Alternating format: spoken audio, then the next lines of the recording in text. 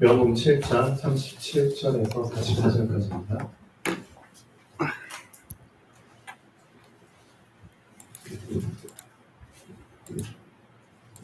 명절 끝날 곧 큰 날에 예수께서 서서 외쳐 이르시되 누구든지 목마르거든 내게로 와서 마시라. 나를 믿는 자는 성경이 이른 바 같이 그 배에서 생수의 강이 흘러나오리라 하시니 이는 그를 믿는 자들이 받을 성령을 가리켜 말씀하신 것이라. 예수께서 아직 영광을 받지 않으셨으므로 성령이 아직 그들에게 계시지 아니하시더라. 이 말씀을 들은 무리 중에서 어떤 사람은 이 사람이 참으로 그 선지자라며 어떤 사람은 그리스도라며 어떤 이들은 그리스도가 어찌 갈릴리에서 나오겠느냐, 성경에 이르기를 그리스도는 다윗의 씨로 또 다윗이 살던 마을 베들레헴에서 나오리라 하지 아니하였느냐 하며 예수로 말미암아 무리 중에서 쟁론이 되니 그 중에는 그를 잡고자 하는 자들도 있으나 손을 대는 자가 없었더라. 아멘.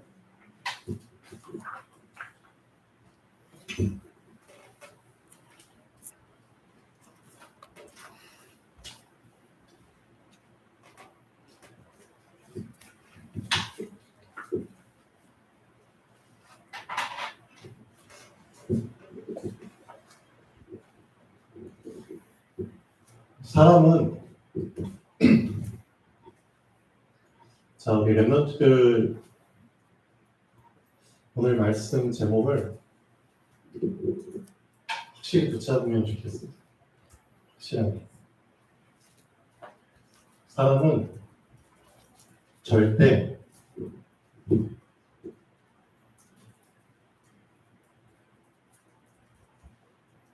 독립적으로 혼자서 살 수 있는 존재가 아닙니다. 사람은 창조될 때부터 어딘가에는 소속돼서 살도록 만들어진 존재입니다. 그러니까 어딘가에는 누구인가는 잡혀서 살도록 창조된 존재입니다. 그러니까 내가 어디에 소속돼 있고 누구한테 잡혔느냐가 중요한 거죠. 사람은 절대 혼자서 독립적으로 자기 마음대로 살 수 있도록 지음받은 존재가 아닙니다. 왜 창세기 1장 27절이 중요한지를 우리 랩런트들은 발견하셔야 됩니다. 애초부터 인간은 하나님의 형상대로 디자인됐고 그렇게 설계되고 그렇게 창조됐습니다. 하나님의 형상으로, 그렇죠? 하나님의 이미지대로. 이해되셨죠? 이거 놓치면은 그 순간부터 잡히는 겁니다. 누구한테 잡히냐? 하나님이 아닌 그 반대의 것에 잡힙니다. 그렇죠? 나는 자유하다고 생각하는데, 나는 하나님처럼 살 수 있다고 생각하는데, 나는 내 마음대로, 내 중심이 원하는 대로 살 수 있다고 생각하는데, 천만의 말씀. 엄청난 착각입니다. 그러니까 사람들이 99.9%의 사람들이 착각이 안 깨진 상태에서 지금 자기 마음대로 살고 있죠. 근데 미안하지만 완전히 잡혀서 살고 있는 겁니다. 근데 왜 사람들은 이걸 모를까요? 육신의 눈으로 보면은 나를 잡고 있는 존재가 안 보이거든요. 영안이 다 닫힌 상태에서 살기 때문에 본인은 자기 마음대로 행동하고 살고 있다고 생각하죠. 육신의 눈만 열렸으니까 그렇게 착각할 수 있죠. 영적인 눈이 딱 열려버리면 완전 내가 잡혀있구나. 그러니까 결국 죽을 때까지 사단이 원하는 건 뭐죠? 자기가 잡혀있다는 사실을 모르게 만드는 거예요. 그게 사단의 전략이잖아요. 죽는 그 순간까지도 하나님을 모르게 만드는 것. 죽는 그 순간까지도 사단의 정체를 모르게 만드는 것. 그게 사단이 원하는 거잖아요. 어떻게 보면. 죽는 그 순간까지도 잡힌 존재로 살다가 가는 것. 사단에게. 착각. 그래서 사람은 절대 혼자서 살 수 있는 존재가 아니다. 독립적으로. 애초부터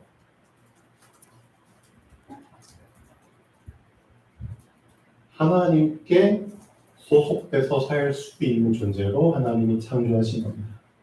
그렇죠? 소속이 중요합니다.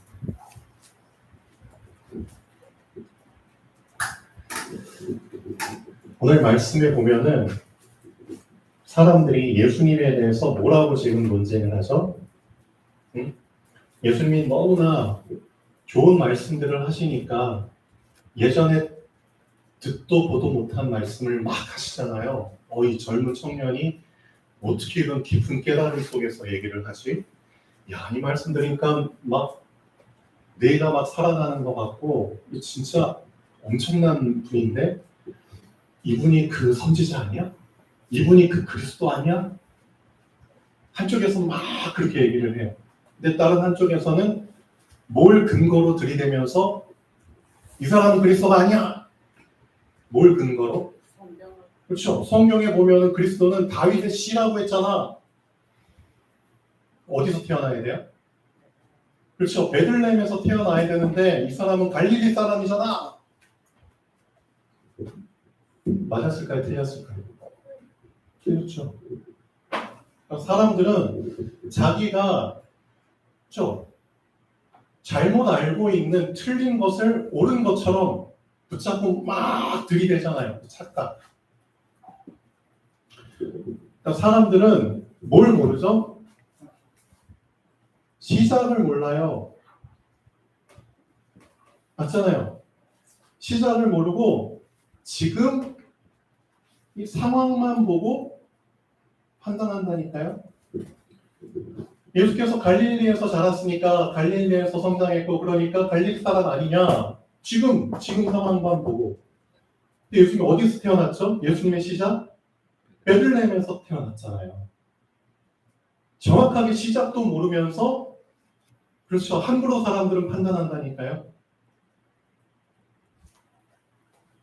그러니까 많은 사람들이 결국은 시작에 대한 부분을 놓치고 살고 있는 거예요. 결국 사람들한테 생겨나는 많은 문제들 결국 지금 생겨난 문제처럼 착각하잖아요. 지금 일어난 일처럼 착각하잖아요.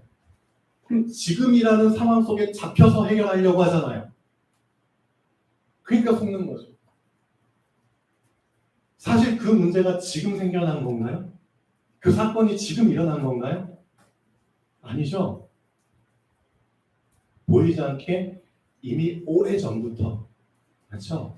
시작은 됐다는 거죠. 그러니까 사람들이 문제를 해결하려고 해도 지금 보이는 그 문제 해결에만 급급하지 그 문제를 계속 잉태하고 계속해서 새끼를 베고 태어나게 하는 그 근본 문제는 생각하지를 못하고 있죠.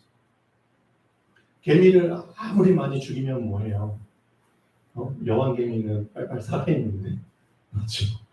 여왕개미는 저 깊은 곳에서 건강하게 계속 수많은 개미들을 생산해내고 있는데 지금 눈에 땅에 올라오는 개미들만 죽으면 뭐하냐고요.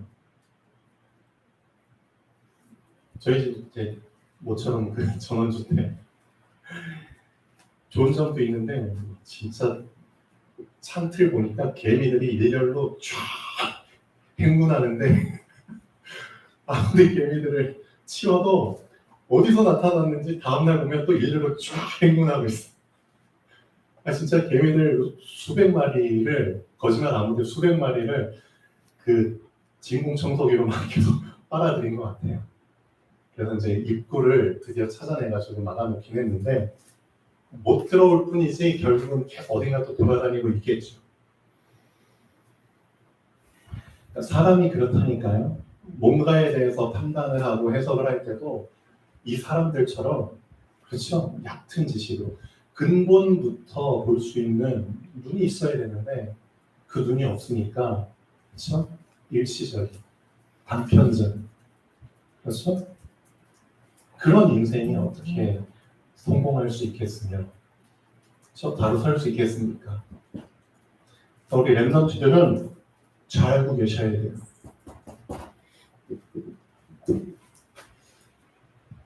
며칠 당장 내일부터 이제 우리나라가 태풍 영향권에 들죠. 내일 모레는 전국이 이제 쑥대밭이 될 가능성이 있죠. 표현이 좀 그렇지만 이런 말을 할 수 있는 근거가 있잖아요. 요즘 들어서 이런 단어를 뉴스에서도 좀 종종 써요.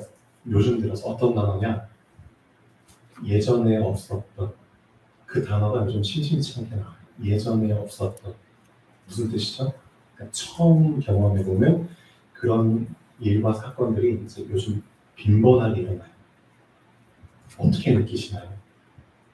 예전에 없었던 뭔가 지금 지구가 심상치 않게 돌아가고 있다고 느껴지지 않나요? 태풍이 변종이에요. 지금 여러분 아시겠지만 태풍이 저기 태평양 그 필리핀 옆쪽에 그 바다 쪽에서 이제 종종 생겨나잖아요. 근데 태풍이 생겨나는 조건을 딱 갖췄을 때 생겨나잖아요. 제일 중요한 게 수온. 근데 지금 태풍은 예전에 생기지 않았던 지역에서 생겨난 거예요. 가장 위도가 높은 곳에서 생겨났어요. 처음으로 그곳에서 생겨났어요. 위도가 높아질수록 수온이 낮아지잖아요. 그렇죠? 적도에서부터 적도를 위도 0이라고 한다면 위도가 높아질수록 수온은 떨어지는 게 맞잖아요. 근데 제일 높은 위도에서 이번 태풍이 생겨났거든요. 무슨 뜻이에요? 수온이 갈수록 위로 올라갈수록 높아지고 있다는 뜻이죠. 무슨 영향이죠?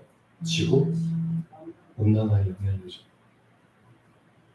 그 지구 온난화의 이제 피해를 실제적으로 예전에 없었던 그런 일들이 계속 생겨나면서 겪고 있는 겁니다.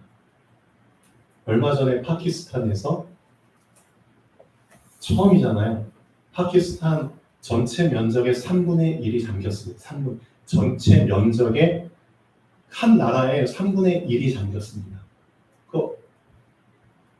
그렇죠. 예전에 없었던 사람들 표현하자 노아의 홍수 같은 일이 일어났다고. 네, 성서에서 일어날 법한 일이 지금 일어났다고. 자, 여러분, 많은 사람들은 또 방심하고 있죠. 왜 방심할까요? 방심하는 가장 중요한 이유가 지금 일어나지 않았는데, 지금 일어나지 않았는데, 근데 분명히 준비 안 한 사람들, 그렇죠? 역대급으로 태풍이 온다고 하는데 창틀이나 뭐 그런 거, 저 집 철저하게 대비 안 한 사람들 이제 48시간 후면은 이제 어떻게 되는지 48시간 금방 지나가거든요. 근데 지금 안 왔다고 또 지금 딴짓하고 있겠죠. 많은 사람들. 그럼 48시간 후에 실제 이제 재난 그거 방송 실시간으로 TV 보겠죠, 여러분들 다. 그러면 엄청난 피해 속에서 막 호적거리는 그런 사람들 실제로 이제 나타나겠죠. 취재하겠죠.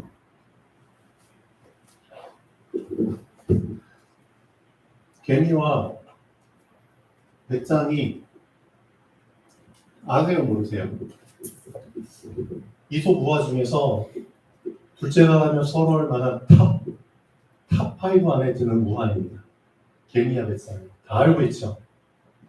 교훈이 너무나 커요. 핵심이 뭐죠? 핵심이 뭐예요? 이 배짱이 이놈이 인생 자체가 이런 인생이잖아요. 방심하는 인생. 겨울이 오긴, 겨울이 오긴 어디로 가 지금, 얼마나 날도 따뜻하고 좋아.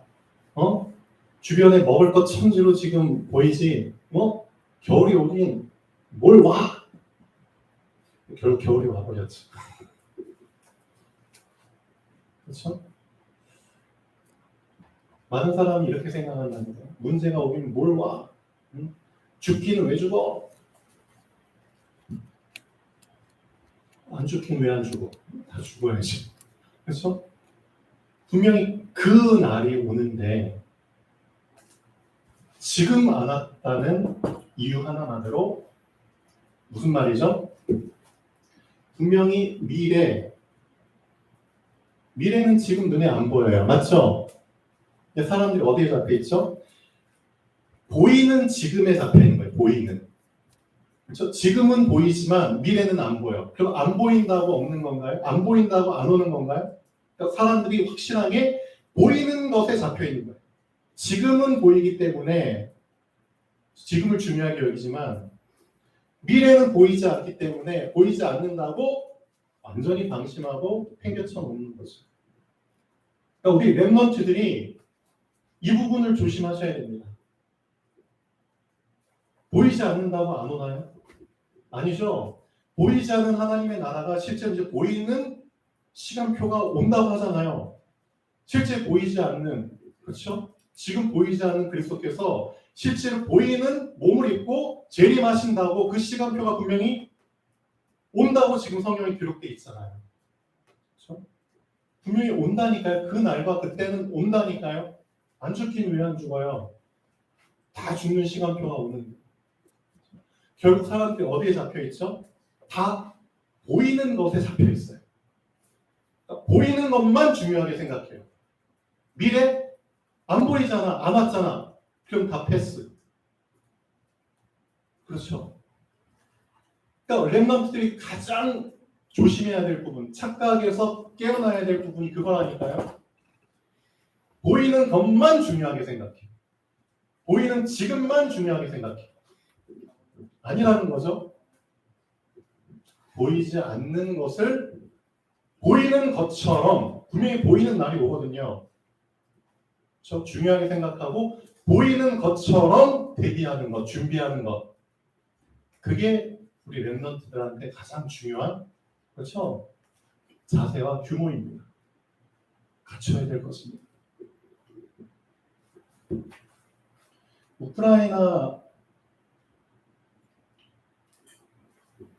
사실상 러시아하고 전쟁 지금 붙은 지 꽤 됐거든요. 2월 달에 전쟁 시작했는데 벌써 지금 9월 됐거든요. 2, 3, 4, 5, 6, 7, 8, 8개월 정도 이제 되고 있는데 객관적으로 보면 우크라이나가 러시아한테 이길 수가 없어요. 러시아는 군사 강대국입니다. 미국, 중국, 둘째가 서러울 정도의 군사 강국이 우크라이나는 지금 군수, 물자나 장비, 군인들 사실 상대가 안 돼요. 근데 우크라이나에 7개월, 8개월 지날 때까지 이렇게 러시아가 맞짱 떠가지고 지금 러시아를 이기고 있다니까요. 그런 현상이 어떻게 가능할까요? 그 뒤에서 누가 보이지 않는 누군가가 엄청 그렇죠? 롤리스버그로 해가지고 막대한 지원을 하고 있다니까요. 그게 어느 나라죠? 미국이요. 근데 미국이 군수 물자만 도와주는 게 아니고요. 가장 중요한 부분들을 도와주고 있습니다. 그게 뭐냐? 실제로 전쟁하려면 제일 중요한 게 전략이거든요. 전략적인 부분을 도와주고 있어요. 미국은 그게 가능해요. 그래서 워게임이라고 들어보셨나요?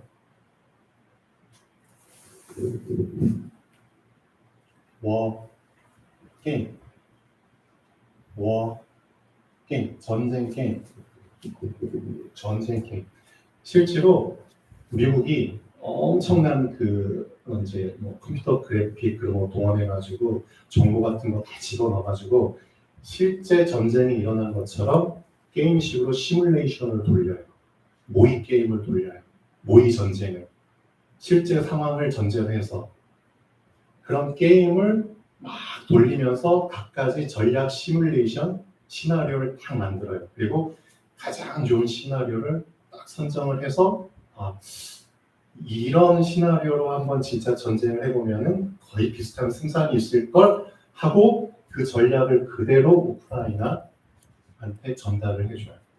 우크라이나는 바로 얼마 전에 그 워게임 시뮬레이션 시나리오 그대로 가지고 그대로 러시아를 엄청 두들겨 팼다니까요. 워게임 중요한 시뮬레이션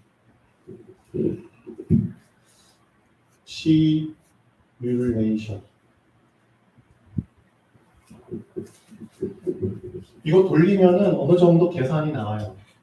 그렇죠? 현실로도 이런 것들을 활용을 해요. 중요한 거, 여러분이 둘 중에 하나에는 잡혀 있거든요. 그렇죠? 하나님께 잡혀 있냐, 사단에게 잡혀 있냐. 그러면 이 잡힌 상태로 10년 지났다, 20년 지났다, 시뮬레이션 돌려보면 그 사람의 10년 후, 20년 후 사실은 나와요. 답이 나와요. 하나님께 잡힌 인생의 10년 후는 어떻게 될까요? 시뮬레이션 돌려보면 대충 나와요. 사단에게 잡힌 인생 10년 후에 어떻게 될까요? 시뮬레이션 돌려보면 나와요. 지금 보이지 않는다고 그 상황이 안 올까요? 아니에요. 분명히 하나님께 잡힌 자 10년 후, 20년 후 어떻게 되는지 성경에 그대로 나와요. 한 명도 빠짐없이 똑같이 시뮬레이션, 똑같은 결과 나와요. 그게 요모사다 엘리바, 렘넌트 7명이 다 하나님께 잡힌 자들이었잖아요. 그들의 인생 돌려보면은 똑같은 흐름 속에서 똑같은 결과. 그게 어떻게 가능할까요? 가능해요. 왜? 하나님의 언약은 절대 언약이거든요. 절대 언약. 그렇죠? 변수가 없어요, 사실은. 그래서 절대예요. 맞죠? 수많은 변수들의 영향을 안 받는 것을 절대라고 하잖아요. 그렇죠? 내 상황 환경이 어떻든 하나님의 절대 언약 속에서 똑같은 흐름 속에서 똑같은 결과를 낳아요. 놀랍죠? 하나님이시기 때문에 그게 가능한 거예요. 그래서 진짜 하나님께 잡혔습니까? 그러면 그 사람이 10년 후, 20년 후는 걱정 안 하셔도 돼요. 나는 예외겠지? 천만의 말씀. 무슨 예외? 하나님 앞에 예외가 있나요? 응? 그런 비스무리한 생각하다가 혼났잖아요. 어떻게 94일 된 여자가 애를 낳겠습니까? 텐트 안에서 혼자 웃다가 혼났잖아요. 하나님께 예외 없다니까요? 내 상황이 이렇습니다. 내 조건이 이렇습니다. 천만의 말씀. 너 늙어 빠졌어? 괜찮아. 여호와께 능하지 못한 일이 있겠느냐? 하나님이 하신 말씀이잖아요. 그리고 약속대로 1년 후에 애 낳잖아요. 하나님의 언약은 절대입니다. 맞죠? 렘넌트 7명 다 그 절대 속에서 절대 여정을 갖고 절대 목표를 하나님이 다 이루셨다니까요. 시뮬레이션 돌려보면은 안다니까요. 그래서 여러분이 지금 눈에 보이지 않아도 진짜 하나님의 언약 속에 제대로 들어와 버린다면 여러분의 10년, 20년 후는 걱정 안 하셔도 된다니까요. 그 어떤 것도 하나님의 절대를 막을 수 없습니다. 하나님보다 큰 자가 있습니까? 진짜 하나님보다 큰 자가 있습니까? 없잖아요. 그래서 하나님의 그 절대 언약 시작 제대로 그렇죠? 내가 진짜 소속이 정말 하나님 진짜 시작을 제대로 하라는 게 왜 중요한지를 아셔야죠.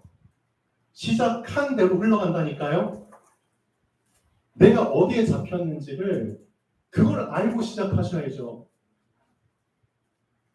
내가 하나님의 형상이구나. 그렇죠? 이 부분이 나에게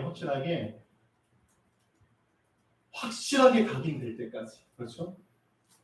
이게 진짜 나의 변치 않는 정체성으로 붙잡혀질 때까지. 그렇죠?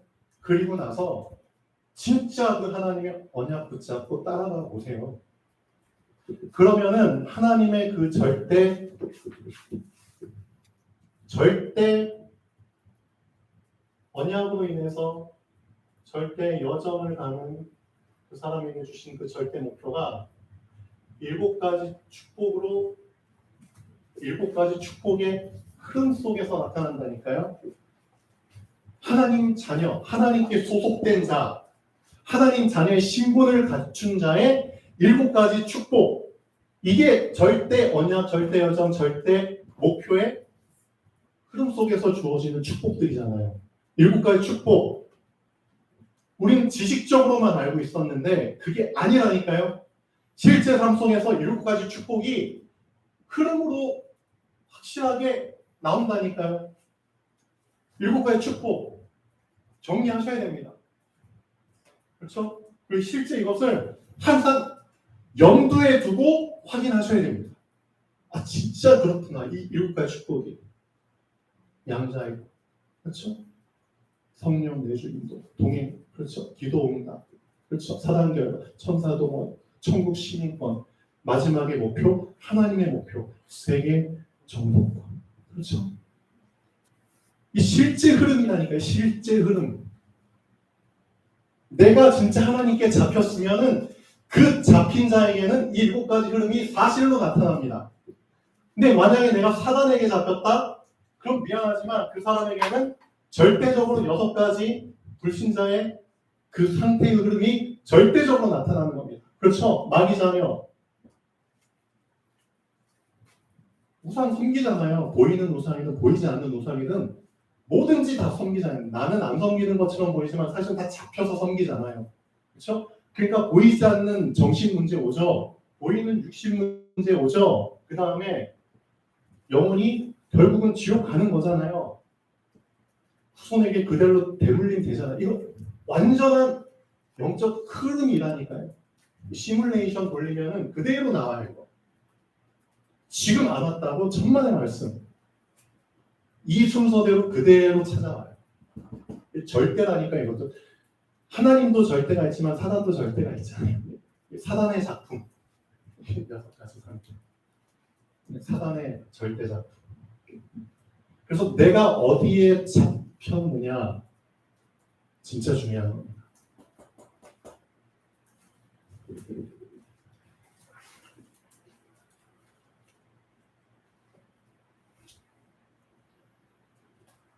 자, 우리 렘넌트들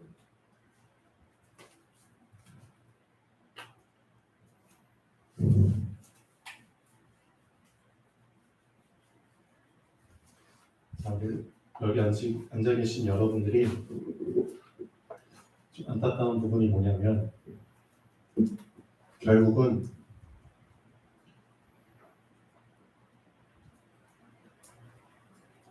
부딪혀오지 않으면 소용없습니다. 그렇죠? 부딪혀오기 전에 뭐가 먼저 우선이죠? 들리지 않으면 소용없습니다. 말씀을 듣는데 말씀이 들리지가 않아요. 지금 이 자리에 앉아 있는데 귀는 열려 있는데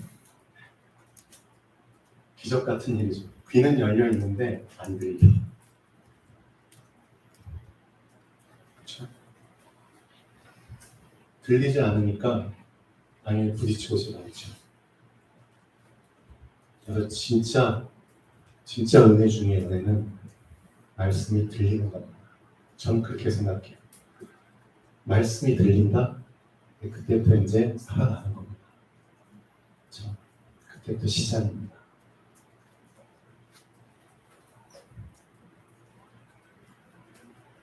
우리 잠자고 있는 사람들 분명히 이제 하나님께서 깨워주시는 날이 오겠죠. 그렇죠? 그때가 분명히 올 겁니다. 그래서 명사님도 말씀하셨지만 졸더라도 예배 자리에서 졸아라. 우스갯소리처럼 들리지만 참 많은 의미가 있는 그렇죠? 얘기. 졸더라도 예배 자리에서 졸아라. 자, 여러분들은 진짜 부탁합니다. 정말 말씀이 들려온 사람은, 진짜 말씀이 부딪혀온 사람은 분명히 보이지 않는 영적인 변화를 분명히 경험하게 됩니다. 이건 사실입니다. 분명히 말씀이 부딪혀왔다. 그 사람 보이지 않지만 내적으로 분명히 변화가 시작됩니다. 그럼 내적인 변화가 분명히 계속될 때 어떤 시간표가 오죠? 내 마음과 생각의 상태가 그렇죠. 변하기 시작합니다. 순서입니다. 내 마음과 생각의 상태가 변하게 되잖아요. 그때 비로소 나의 겉사람, 육신의 상태가 바뀌게 됩니다. 여기까지만 오면 됩니다. 여기까지만.